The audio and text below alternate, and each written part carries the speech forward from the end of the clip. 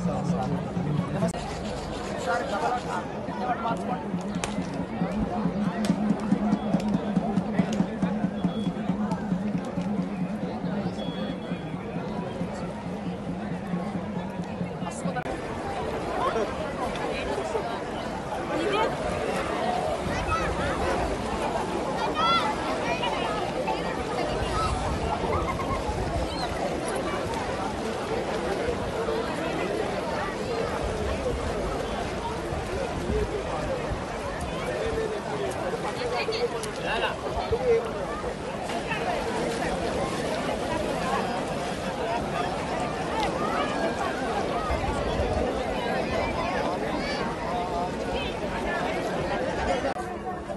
అండి, మేము ఇందూరు జిల్లా నుండి వచ్చాము. పొద్దున అంటే 12:30కు బయలుదేరాము.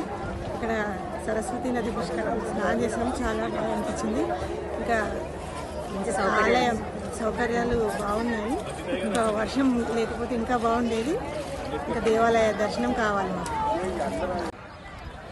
యాదేవి సర్వభూతేషు విద్యారూపేణ సంస్థిత నమస్తస్యై నమస్తస్యై నమస్తస్యై నమో నమః.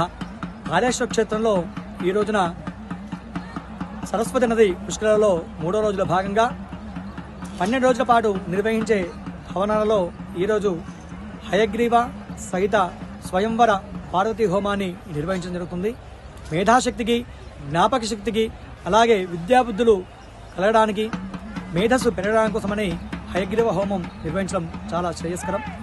అలాగే వివాహం కాని వారికి, వివాహాల్లో ఆటంకాలు ఉన్నవారికి, కుజదోషం ఉన్నవారికి, అలాగే కాలసర్పదోషము, రాహుకేతుల యొక్క నివారణ కోసమని స్వయంవర పార్వతీ హోమాన్ని ఇప్పుడు ఈరోజు నిర్వహించడం జరుగుతుంది.